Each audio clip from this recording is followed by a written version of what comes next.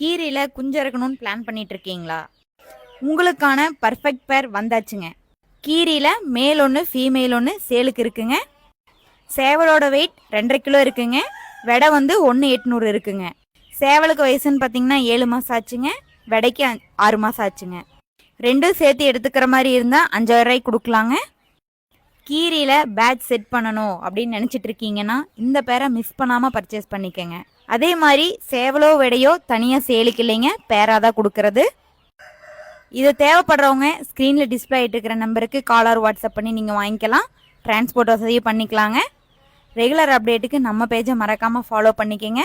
இந்த மாதிரி பெருவடையில் கோழி சேவல் தேடிட்டு இருக்க உங்கள் ஃப்ரெண்ட்ஸ் அண்ட் ஃபேமிலிக்கும் இந்த வீடியோவை ஷேர் பண்ணுங்கள். நன்றி.